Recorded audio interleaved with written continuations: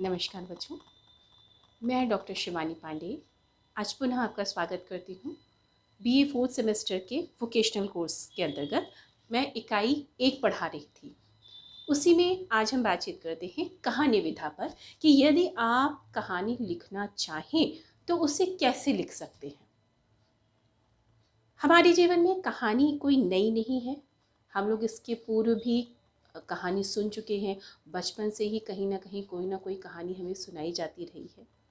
भारतीय परंपरा में ये रहा है कि हम बच्चों को कोई भी सीख देना चाहते हैं तो वो कहानी या कथा के माध्यम से कहते हैं। क्यों? क्योंकि इस कथा के माध्यम से वह सीख पूरी उम्र भर व्यक्ति को याद रहती है। आपने कहीं सभी ने कहानी सुन रखी होगी कछुए की और खरगोश की। वो कहानी आपको क्या सिखाती है कि निरंतर प्रयास ही व्यक्ति को सफलता दिलाता है, ना कि एक दिन का प्रयास। तो इस कहानी के माध्यम से आपको जो सीख मिली वो कहानी आपको याद है, इसीलिए आपको वो सीख याद है। तो भारतीय जो परंपरा रही है, भारतीय जो जीवन शैली रही है, उसमें हमारे पूर्वजों ने, बुजुर्गों ने जीवन जीने की कला को सिखाने के लिए, एक सीख देने के लिए, जीवन को उच्चतम बनाने के लिए, एक अच्छा जीवन व्यतीत करने के लिए लोगों को कहानी के माध्यम से उसे जीना सिखाया और नई नई सीख प्रदान की। अब कहानी जो है वह श्रव्य विधा है जिसे सुना जाता है। अब इस श्रव्य विधा को यदि आप लिखना चाहें तो कैसे लिखेंगे? कहानी के बच्चों कुछ मुख्य तत्व होते हैं या घटक होते हैं जिनके माध्यम से कहानी को बनाया जा सकता है। आइए एक बार उनको देख लेते हैं। पहला है कथानक, फिर चरित्र चित्रण, कथोपकथन या इसे हम संवाद के नाम से भी कह सकते हैं, फिर परिवेश या देशकाल या वातावरण, पांचवा तत्व है भाषा शैली, छठा तत्व है प्रतिपाद्य या उद्देश्य। इसी में शीर्षक भी आ जाता है, एक तत्व शीर्षक भी होता है। अब सबसे पहला जो तत्व हमने बात करी है कथानक। कथानक पे ध्यान देते हैं।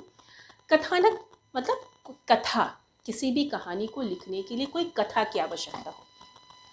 आप सभी जानते हैं कि कहानी जब हम कहते हैं तो कहानी में कोई लंबा कथानक नहीं लिया जाता है। मानव जीवन की एक छोटी सी घटना को लिया जाता है, जीवन के किसी एक पक्ष को लिया जाता है, ना कि संपूर्ण जीवन का चित्रण होता है। ठीक, तो उस कहानी में का जब आप चयन कर रहे हैं, कथा का चयन कर रहे हैं, तो सबसे पहले आप ध्यान देंगे कि आपने किस विषय का चयन किया है। विषय से मतलब है कि आप ऐतिहासिक कहानी लिख रहे हैं, आप पौराणिक कहानी का चयन कर रहे हैं, आप काल्पनिक कहानी लिख रहे हैं, या सामाजिक कहानी लिख रहे हैं, या राजनैतिक कहानी लिख रहे हैं। आप विषय कहाँ से उठा रहे हैं कहानी लिखने का। यदि आप शिव पार्वती पे लिख रहे हैं तो पौराणिक हो गया। आप इतिहास के किसी पात्र पे, शिवाजी पे लिख रहे हैं तो वो ऐतिहासिक पात्र हो गया। आप दहेज प्रथा पे लिख रहे हैं, कहानी दहेज प्रथा की समस्या को उठा रहे तो वो सामाजिक हो गया। तो इस प्रकार से सबसे पहले आपको विषय का चयन करना पड़ता है कि कथा में हम कौन सा विषय उठा रहे हैं। अब विषय के बाद में आती हैं उस कथा की कुछ ना कुछ विशेषताएं होती हैं। हमें अच्छी कहानी लिखने के लिए अपनी कथा में कुछ विशेषताओं को रखना आवश्यक है। बच्चों, बिना किसी कथा के आप ये चाहें, कभी आजकल की जो कहानियाँ चल रही हैं उसमें चरित्र को उद्घाटित करने के लिए लिखी जा रही हैं, चरित्र को अधिक महत्व दिया जा रहा है, लेकिन उसमें कहीं ना कहीं कथा आवश्यक होती है। जिस प्रकार से मकान बनते हैं, ईंटों को जोड़ने के लिए गारे की आवश्यकता होती है, उसी प्रकार से किसी कहानी में कथा बहुत ज़्यादा महत्वपूर्ण होती है। चाहे वो चारित्रिक कहानी हो या अन्य किसी विषय पर आधारित कहानी हो, बिना कथा के आप उसे कह ही नहीं सकते। तो कहानी जो आप कहने जा रहे हैं, जिसमें आप कथा का चयन कर रहे हैं, उसकी क्या विशेषता होनी चाहिए कि वह संगठित होनी चाहिए। संगठित का मतलब है कि कथाकार या कहानीकार कहानी लिखने जा रहा है, वह घटनाओं का जो क्रम रखेगा कि यह घटना घटी, उसके बाद यह घटना घटी, वह एक निश्चित क्रम में होनी चाहिए, अव्यवस्थित क्रम में नहीं होनी चाहिए। घटना जो है एक निश्चित क्रम में होना चाहिए, सुसंगठित, बिल्कुल संगठित होनी चाहिए, बिखराव नहीं होना चाहिए कि एक जगह कथा में के कथानक में ढीलापन, शिथिलता आ गई है जिससे पाठक पढ़ते पढ़ते बोर हो जाए या श्रोता सुनते सुनते बोर हो जाए। तो एक सुसंगठित घटनाओं का क्रम, एक के बाद एक घटनाओं का घटित होना आवश्यक है और उनमें क्रमबद्धता भी आवश्यक है। इसी के साथ एक और विशेषता है जो मैंने यहाँ बोर्ड पे नहीं लिखी है, वो समझ लीजिए। जब हम कहानी लिखते हैं तो कहानी के 3 चरण होते हैं। कहानी का आरंभ, कहानी का विकास जो चरमावस्था होती है, और कहानी का अंत। कहानी का जो आरंभ होता है बच्चों, वहाँ पे कहानी के विषय में थोड़ा बहुत बताया जाता है, और यहाँ पे कहानीकार को यह आवश्यक होता है कि वह वहीं से वह जिज्ञासा की सृष्टि करे, ताकि पाठक आरंभ में ही बंध जाए कि अच्छा ये कहानी है, उसमें रोचकता आरंभ से ही आ जाए और वह अंत तक कहानी पढ़ने के लिए मजबूर हो जाए। तो कहानी को मैंने 3 चरण बताए। कहानी का आरंभ, कहानी का विकास। विकास का मतलब है कि घटनाओं में का जो घटनाएं जो घटित हो रही हैं, ये घटनाओं में का जो द्वंद्व है, घटनाओं का जो चरमावस्था की ओर वो लेके जा रही हो, जो घटनाओं का द्वंद्व है उसे भी चित्रित करना आवश्यक होता है। उसके बाद कहानी अपनी चरम की ओर जाती है और उसकी परिणत हो जाती है। अब कथा की कुछ और विशेषताएं हैं जो कहानी लिखते समय हमें बहुत आवश्यकता से ध्यान रखना चाहिए। अगली विशेषता है रोचकता।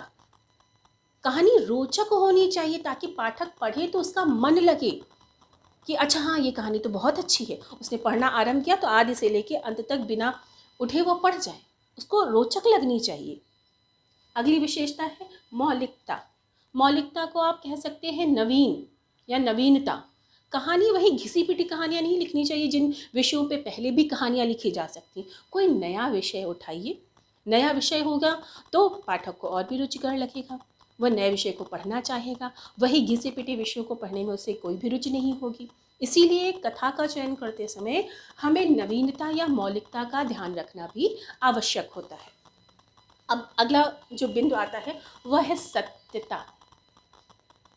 कथा जो होती है बच्चों, वो कहानीकार के मस्तिष्क में उपजती है।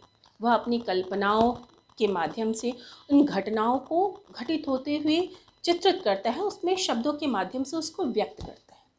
लेकिन कभी कभी ऐसा होता है कि कल्पनाओं में बहते बहते व्यक्ति जीवन का जो सत्य है उस सत्य से दूर हट जाता है, और जब कहानी सत्यता से दूर हटती है तो मानव जीवन से दूर हटती है तो वो पाठकों को रुचिकर नहीं प्रतीत होती है।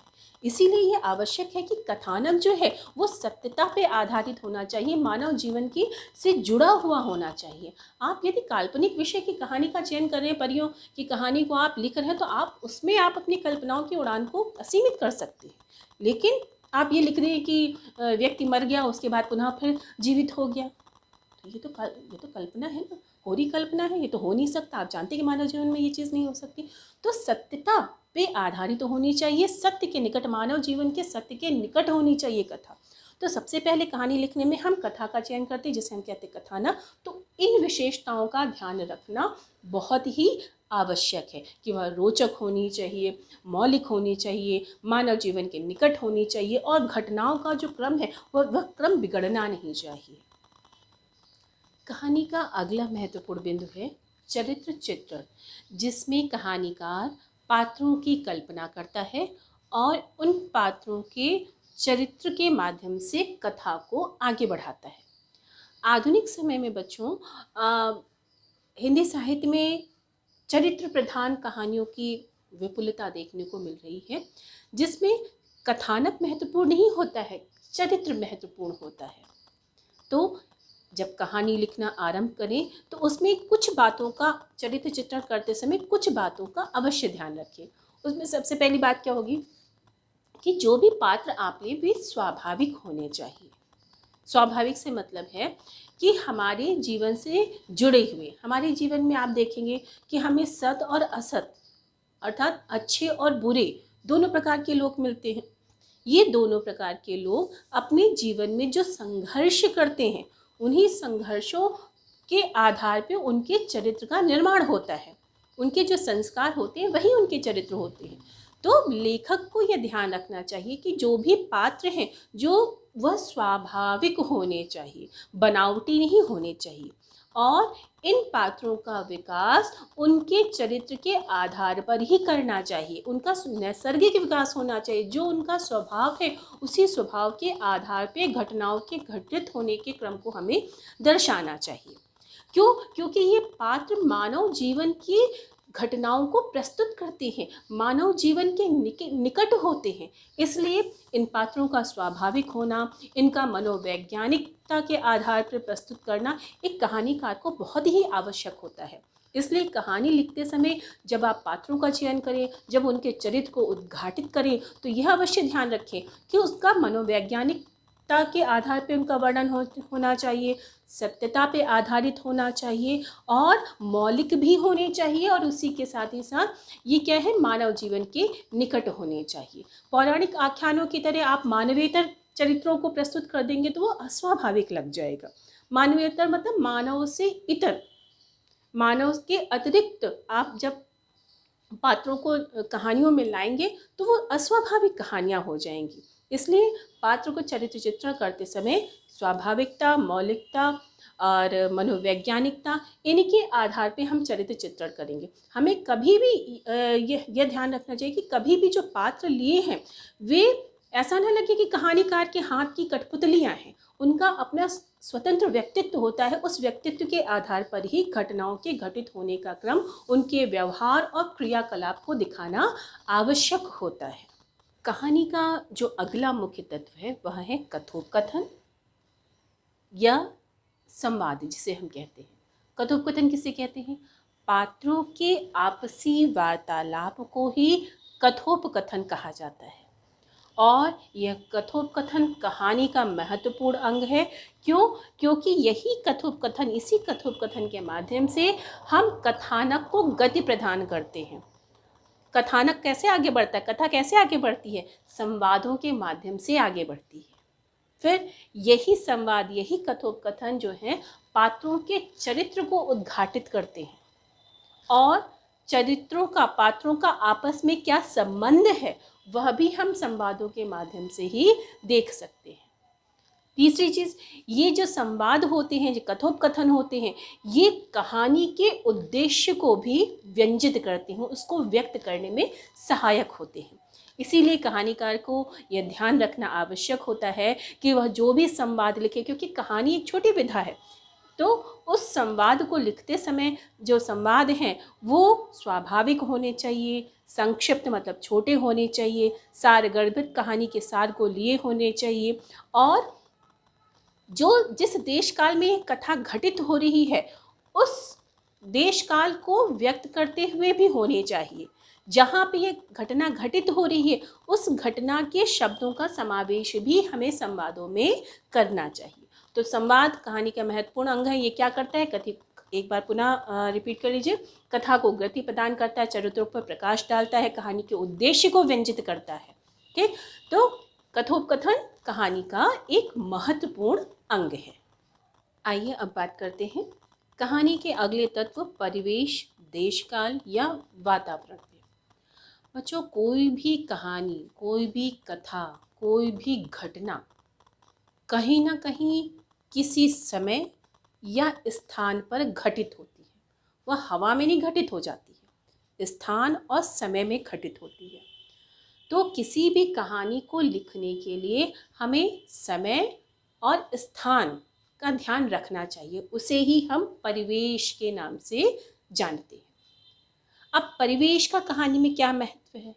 बच्चों, ये जो परिवेश होता है यह कथानक पर असर नहीं डालता है, यह असर डालता है चरित्रों पर, पात्रों पर असर डालता है। इसको एक साधारण से उदाहरण से समझिए। मान लीजिए कहानी की कोई घटना हम ले रहे हैं, मुख्य कथा ले रहे हैं, चोरी का प्रसंग। अब चोरी की घटना आप पौराणिक काल में भी देख सकते हैं, किसी के घर में चोरी हो गई। ऐतिहासिक काल में आप देख सकते हैं चोरी हो गई। आप मुगल काल में देख सकते हैं किसी के घर में चोरी हो गई। आप आज के समय में देख सकते हैं किसी के घर में चोरी हो गई। घटना क्या, कथानक क्या है? घर में चोरी होना। लेकिन ये जो परिवेश है, इस परिवेश से पात्रों पे असर पड़ता है। क्या असर पड़ेगा? ऐतिहासिक काल में यदि चोरी हुई तो राजा दंड को निश्चित करेगा। मुगल काल में यदि घटना घटी तो दंड कौन देगा? शहंशाह देगा। आज के समय में, आधुनिक समय में यदि चोरी की घटना हुई तो दंड कौन देगा? जज देगा। न्यायालय के माध्यम से उसे दंड मिलेगा। तो जो परिवेश होता है वह किस पे असर डालता है? चरित्र पे, पात्रों पे असर डालता है, ना कि कथा पे। इसीलिए कोई भी घटना, कोई भी कथा, कोई भी कहानी का कोई ना कोई घटित होने का समय होता है और कोई ना कोई स्थान होता है। चाहे वह ग्रामीण परिवेश हो या नगरीय परिवेश हो, कोई ना कोई समय अवश्य होता है। उसे ही हम कहानी का परिवेश और देशकाल कहते हैं। यही परिवेश और देशकाल जो है कथानक को यथार्थ सिद्ध करता है, विश्वसनीय बनाता है। उस कहानी में ये जो परिवेश है, उस कथा में रहन सहन, बोल चाल, वहाँ के लोगों का खान पान, उनकी जीवन पद्धति, उनके सोचने का तरीका, उनके वहाँ के स्थान, वहाँ की प्रकृति, वहाँ की जो पेड़ पौधे, उन सभी का चित्रण हमें परिवेश और देशकाल में देखने को मिलता है। और यही परिवेश और देशकाल किसी भी कहानी को यथार्थ और विश्वसनीय बनाने में सहयोगी होते हैं। कहानी का जो अगला महत्वपूर्ण तत्व है वह है भाषा शैली। कोई भी साहित्य यदि हम लिखना चाहें, रचना चाहें, तो हमें भाषा की आवश्यकता होती है। बिना भाषा के कोई साहित्य लिखा ही नहीं जा सकता। तो भाषा जो है वह परिवेश के अनुसार बदलती है। मान लीजिए आपका जो कथानक है वह ग्रामीण परिवेश का है, तो भाषा में देशज शब्दों का, तद्भव शब्दों का प्रयोग और वहाँ स्थानीय भाषा के जो शब्द हैं उनका समावेश आपको देखने को मिलेगा। वहीं कथानक यदि पौराणिक काल का है, तब वहाँ पे आप तत्सम प्रधान भाषा शैली का प्रयोग करेंगे, भाषा का प्रयोग करेंगे, वहाँ पे आप अंग्रेजी शब्दों का प्रयोग नहीं करेंगे। तो भाषा जो है वो कथानक के या परिवेश के अनुसार बदलती है। अब आइए बातचीत करते हैं शैली। शैली क्या है? कहानीकार अपने भावों को, अपने विचारों को जिस ढंग से प्रस्तुत करता है, जिस तरीके से प्रस्तुत करता है, उसे ही हम शैली कहते हैं। अब कहानीकार अपने कथानक को किसी भी शैली में व्यक्त कर सकता है। वह शैली प्रभावकारी होनी चाहिए, ऐसी शैली जो पाठकों को बांधे रख सके, ऐसी शैली जो मनोरंजन कर सके, ऐसी शैली जो पाठक को कुछ सिखा सके। तो शैली कई प्रकार की हो सकती है। वर्णात्मक शैली, आत्मकथात्मक शैली, जैसे कि आपने त्रिशंकु कहानी पढ़ी है, तो उसमें मनु भंडारी ने किस शैली का प्रयोग किया है कथा कहने के लिए? आत्मकथात्मक शैली का प्रयोग किया है, डायरी शैली। जो भी शैली कथाकार को प्रभावकारी लगती है, उसके विषय के अनुकूल लगती है, तो उसी शैली का प्रयोग करते हुए अपनी कहानी का वर्णन करता है। अब आ जाइए अगला जो तत्व है प्रतिपाद्य। प्रतिपाद्य मतलब उद्देश्य। बच्चों, साहित्यकार जो होता है, कहानीकार जो होता है, वो मनुष्य को कुछ ना कुछ सिखाना चाहता है। वह अपने सुख के लिए अपने जीवन के अनुभव को दुनिया से, समाज से साझा करना चाहता है, दुनिया को कुछ संदेश देना चाहता है।